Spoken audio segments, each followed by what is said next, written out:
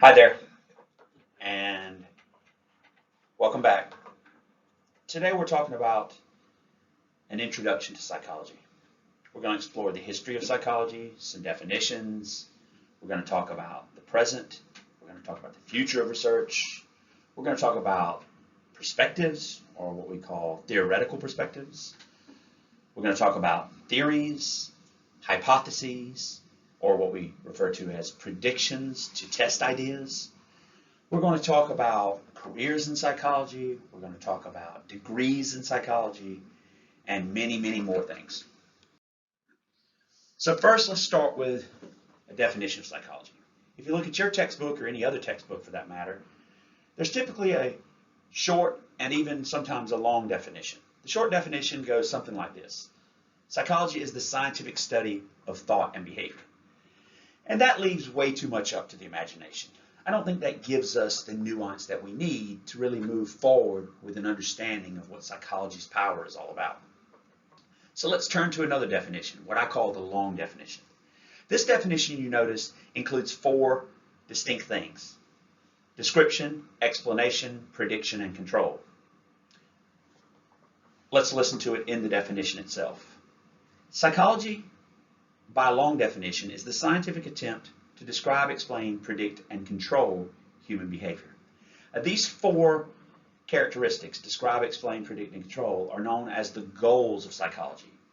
And by the way, it's not just psychology that has these goals. Really, any science has at its core these same four goals: description, explanation, prediction, and control.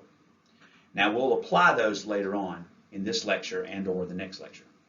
In other words, to put it very, very simplistically, psychology is a discipline whose quest is to figure out what makes people do what they do. Now, people have been attempting to understand why people behave the way they do for eons. In this slide, from Shaman to smartphones, we really only go back a couple of thousand years. But the truth is, you can go back even further than that. I mean, the ancient Chinese were interested in some of the same things that modern psychologists are interested in today: consciousness, sleep, and the like. But I mentioned shaman because we have in the archaeological record human skulls with these peculiar looking holes in them. The holes look as if they were cut almost surgically. It turns out that ancient people, just 1,000 or so years ago, theorized that some forms of human behavior was the result of evil spirits.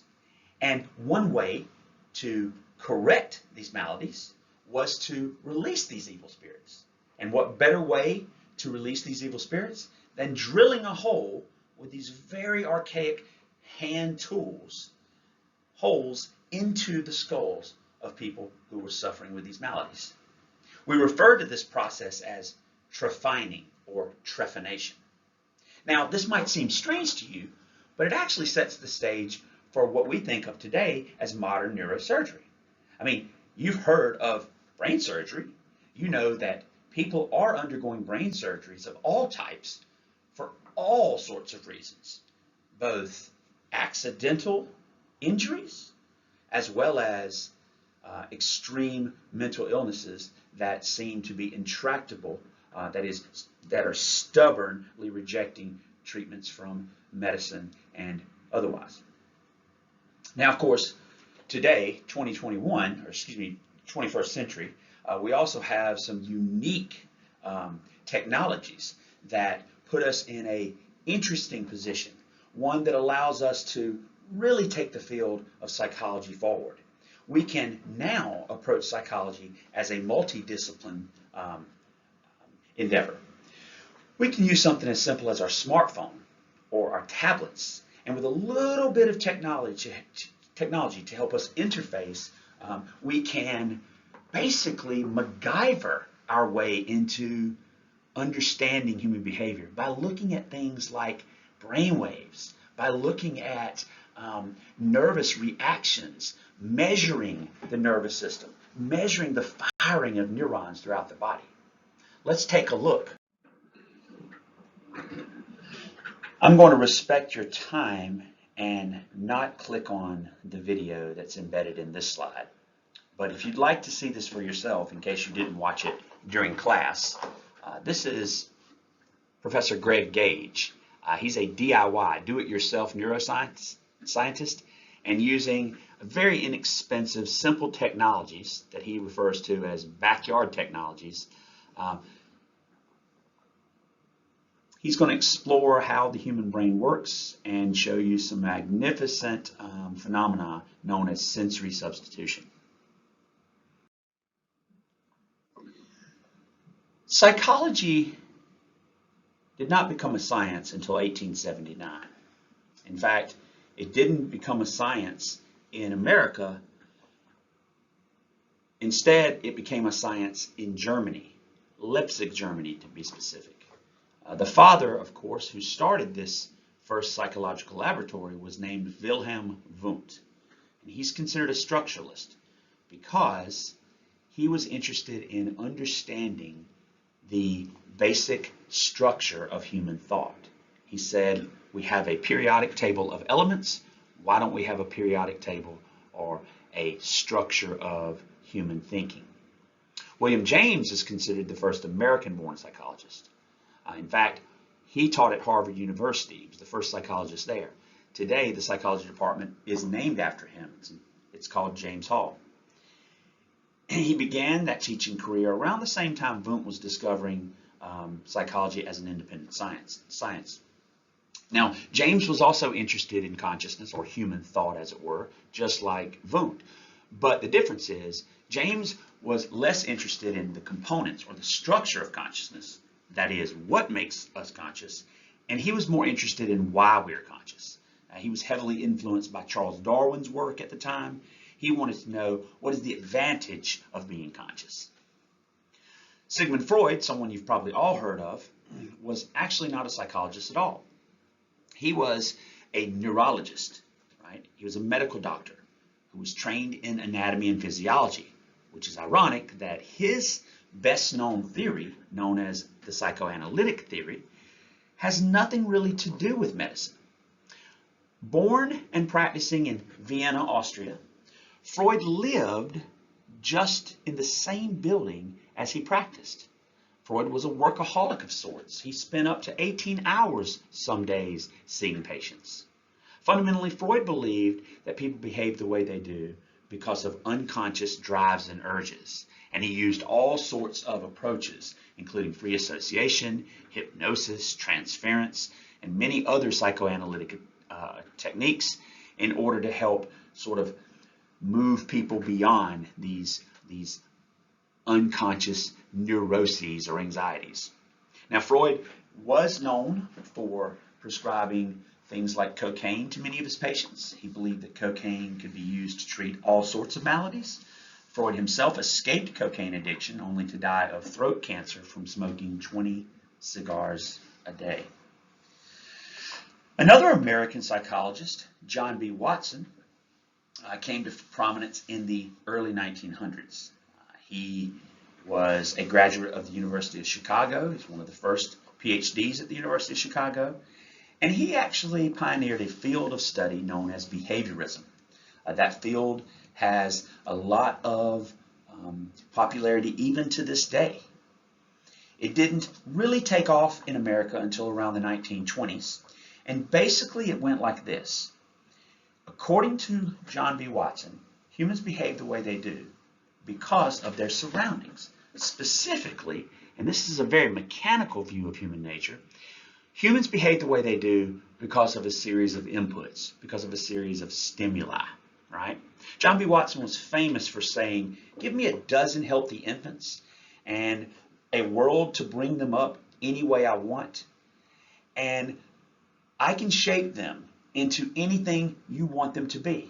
I can make one a teacher, one a policeman, one a beggar, one a thief. He believed that people come to this world tabula rasa, come as a blank slate, come as just a lump of clay, and that through these environmental stimuli, this clay is shaped into what will be its final version of itself later in life. Again, this has very much common sense and intuitive appeal because it's behaviorism that propagates this notion that if someone in life is very successful, it must be because of the circumstances. It must have been because of the parents. It must have been because of the caregivers and or these other environmental influences. And vice versa. If someone is not a success in life, quite the opposite. If someone gets in trouble and has to spend the rest of their life in prison, well, it's normal for people to assume that that person must have had bad influences or they were a product of parental abuse or even neglect. Carl Rogers and Abraham Maslow make up a field called humanistic psychology.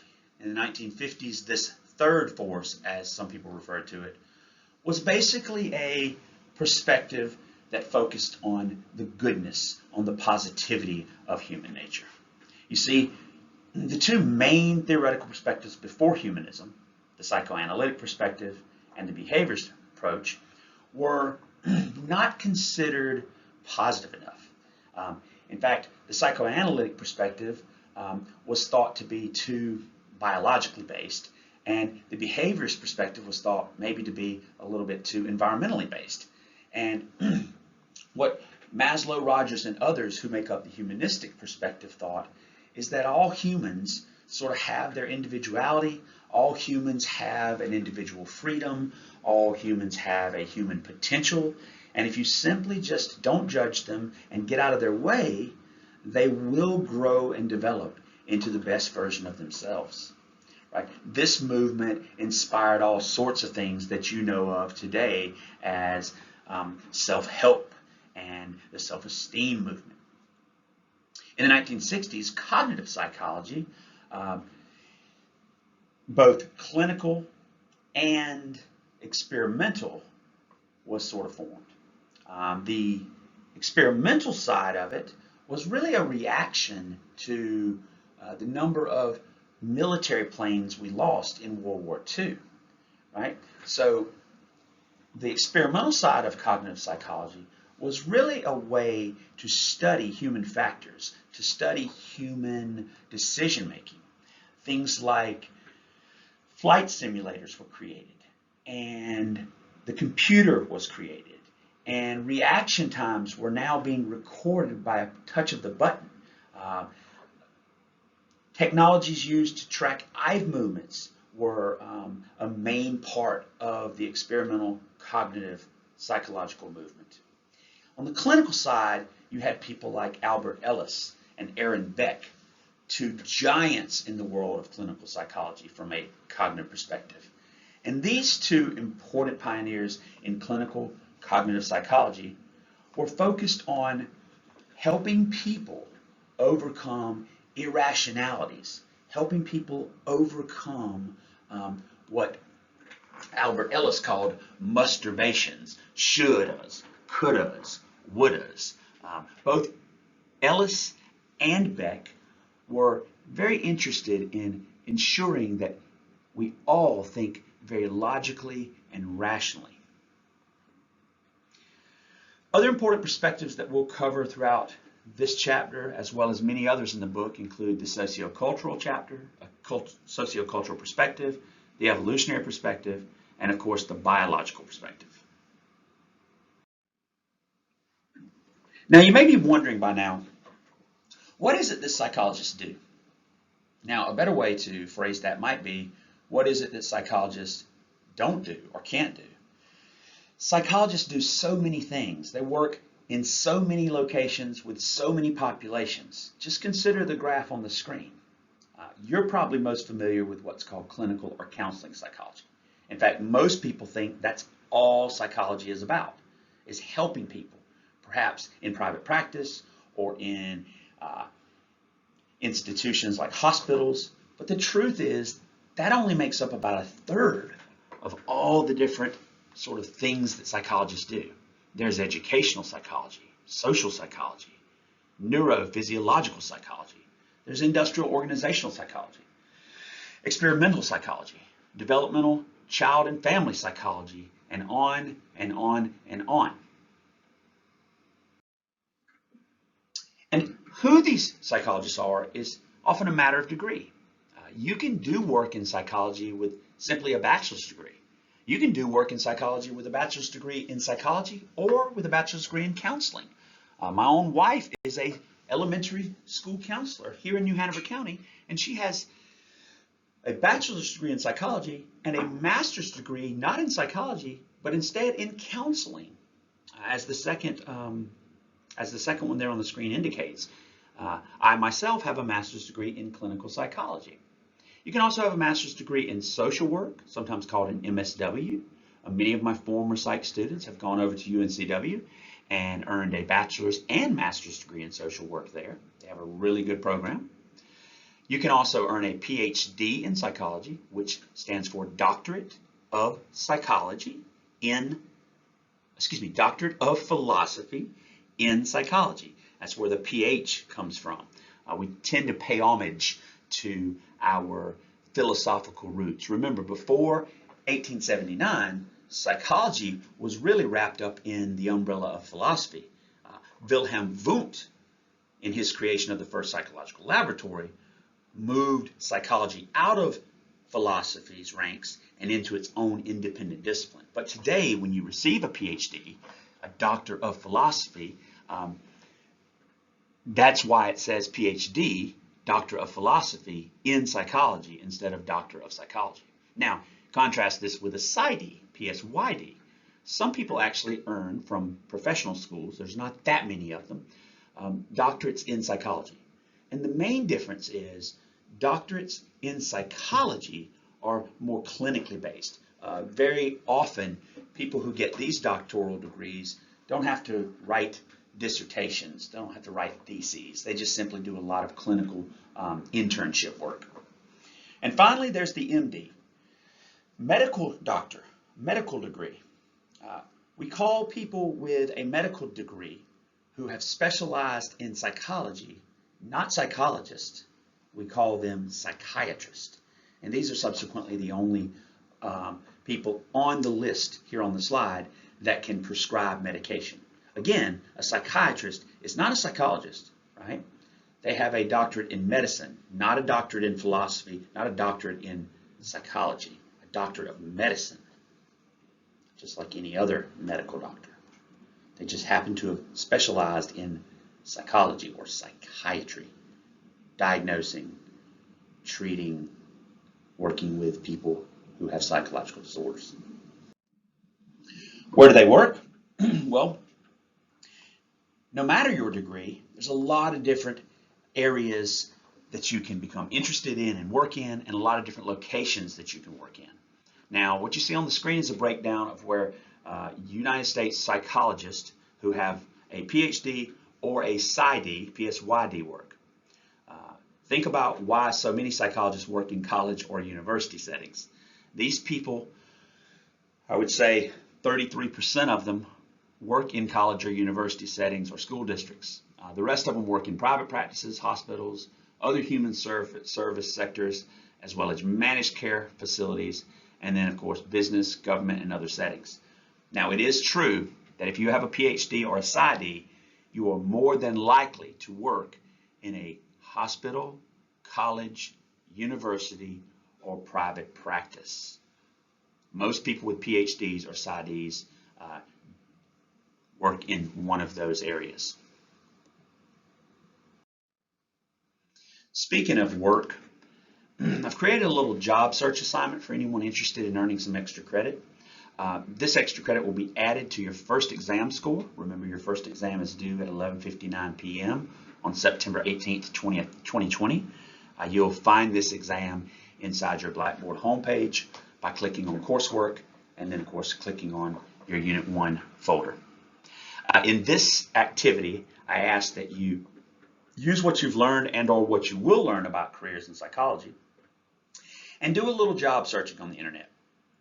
Follow the 5 things that I've asked you to do here on the screen and write about what you found on the class discussion board.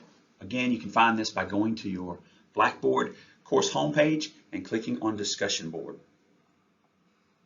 Again, just make sure you have this posted on the discussion board by 11:59 p.m. on September 18th if you'd like a chance to earn extra credit on your first exam. So now I'd like to turn to what social scientists do. A closer look. Like most people on this earth, whether they're a social scientist, a psychologist, or just someone interested in human behavior, they're going to observe or investigate phenomena. They're going to make assumptions about human nature. They're going to be guided by their own personal or perhaps scientific perspectives. They're going to create and use theories to test how and why humans behave the way they do.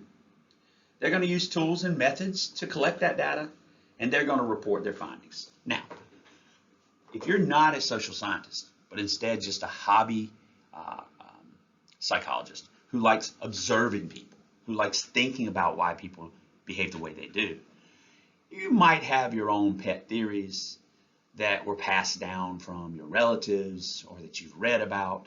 They may or may not be the most scientific.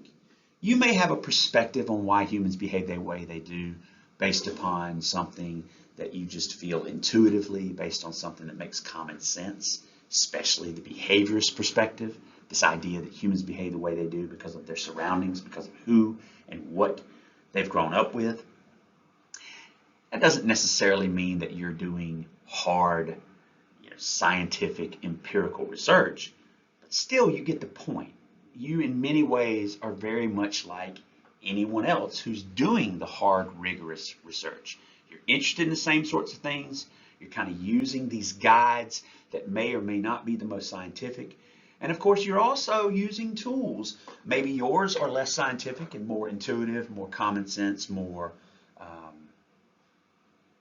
anecdotal. But you're using tools and methods nonetheless to collect data on what it is you believe. And finally, you, like me, report your findings instead of telling publishers, instead of telling the media, instead of telling peer reviewers in the field of psychology or social science in general. You report these things to your family and to your friends. Psychologists are interested in a lot of things. And again, I don't think this is any different than the sorts of things that you are interested in, whether you like psychology or not. You're interested in human behavior, just like me, which means you're interested in things that people say, think, feel, and do, from personality to memory, to addiction, relationships, work, happiness. I am personally interested in peak performance, social media, sleep, mental illness, charity, hate, and perception, to name but a few. And I said before that both of us, non-psychologists and psychologists, make assumptions about human behavior.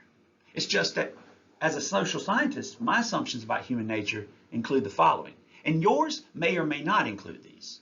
For instance, I believe that all humans have a nature. I believe that that nature is something that we can all know. We don't necessarily know it right now, but it is knowable. And I believe this knowledge can be discovered through empiricism. That is, the systematic approach to collecting palpable evidence. I don't believe that the knowledge necessarily has to be divined, that the knowledge is going to be uncovered in some sort of spiritual way. As a social scientist, I believe that that knowledge is uncovered by doing the hard, rigorous, empirical research. And finally, I believe that good ideas are not necessarily ideas that sound good or ideas that sound logical, although they can be. I believe good ideas are simply ideas that you can test. And when we say test, we mean falsify. At least in theory, ideas are only as good as they can be potentially falsified. More on that later. Another look at some of these theoretical perspectives. Anytime I show you a slide a second time, that should be your cue to pay close attention to what's on it. Whether you pay attention to what's on this slide and or you take a look at your smart book and look for these moments in psychology, these people who punctuate these moments. The choice is yours, but Wundt and structuralism, James and functionalism, Freud and the psychoanalytic approach, Watson and behaviorism, Rogers and Maslow and the humanistic approach, 1960s cognitive psychology, as well as the sociocultural, evolutionary, and just beyond the window that you see me in, the biological perspectives are all very important, and you need to know as much as you can about these before you click on that test that will be due on September 18th at 11:59 p.m.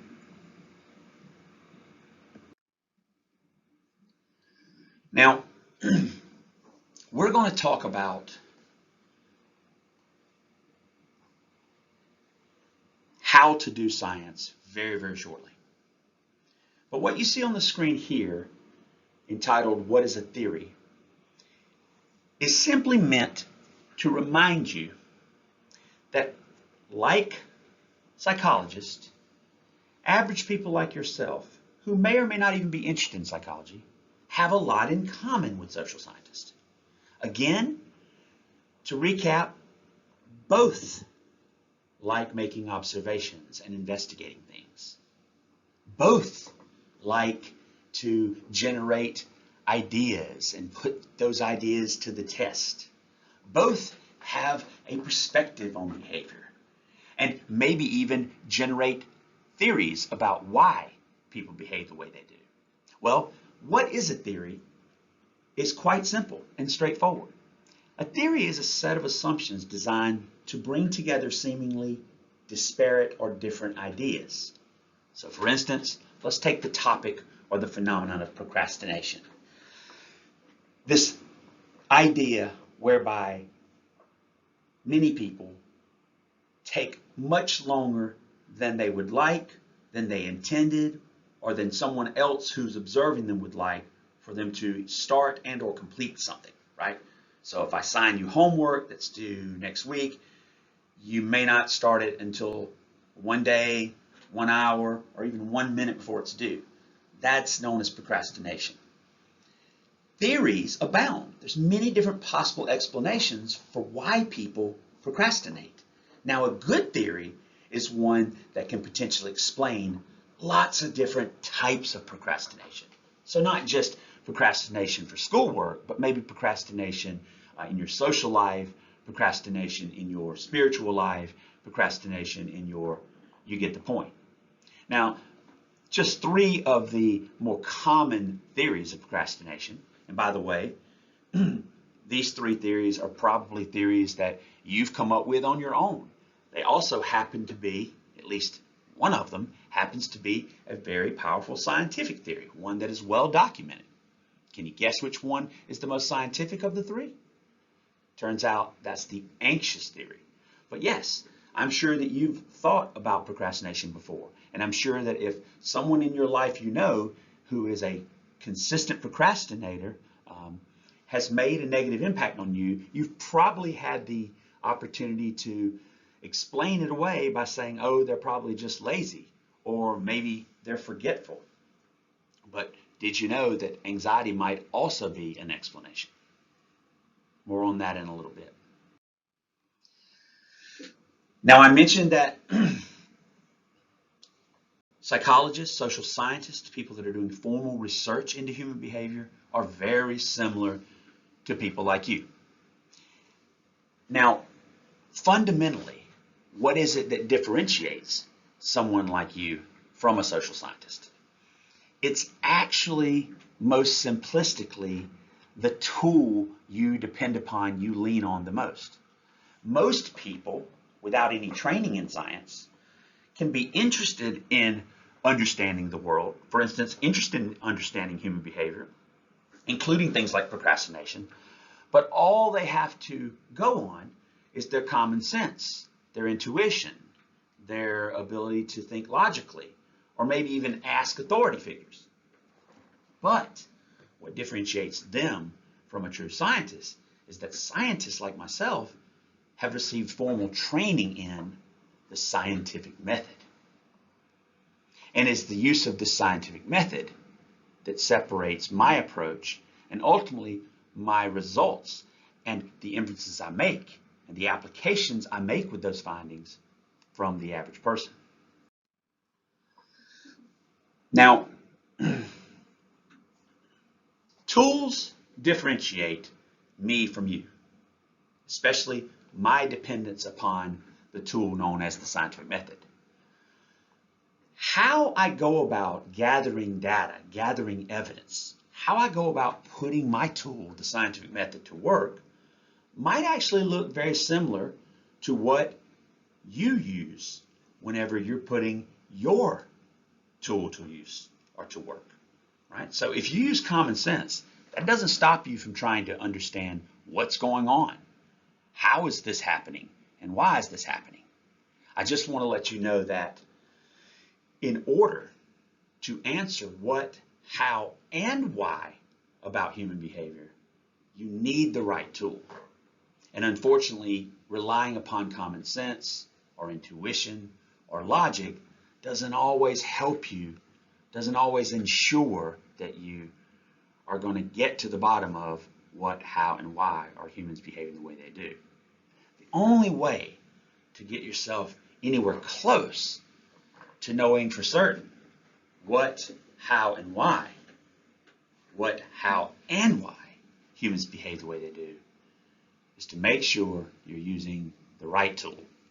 And that, again, is the scientific method. And why is this the right tool? Why do I call this the best tool? Well, it's because this is the only systematic tool. This is the only tool designed to minimize personal bias. This is the only real apolitical tool. It's the only tool that we know of that is error correcting. It's the only tool that admittedly only finds tentative, approximate conclusions. It's the only tool that is open to criticism. It's the only tool that focuses on testing ideas by attempting to falsify them. And of course, these are just some of the reasons why the scientific method is the most powerful approach to getting at the truth. Now notice I didn't put truth in capital letters, because no one who is a scientist, no one who's been trained in the scientific method thinks that this scientific method is the end-all be-all, that it is the way to go about finding the truth with a capital T. Instead, what we know, if we're trained in the scientific method, is that it's just a process. It's a good process, but it's still a process, which means that despite the fact that it's designed to catch errors, that it's designed to minimize bias, it's not perfect. I would simply say that it's my belief that the scientific method is the best tool for the job, but that doesn't make it perfect.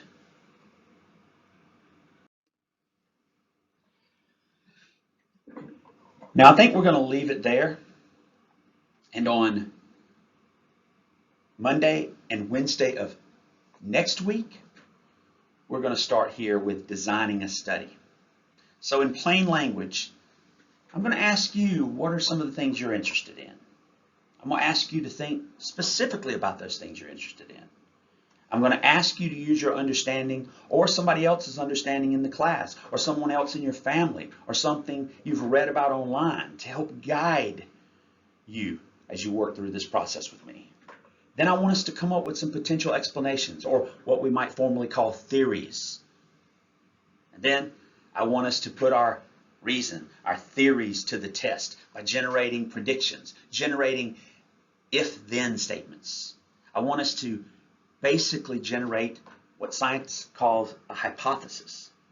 And then I want us to design a study, thinking carefully about the methods of data collection we're going to choose and why we'll choose those methods of data collection, in an effort to find out the extent to which our theory and our hypothesis were substantiated.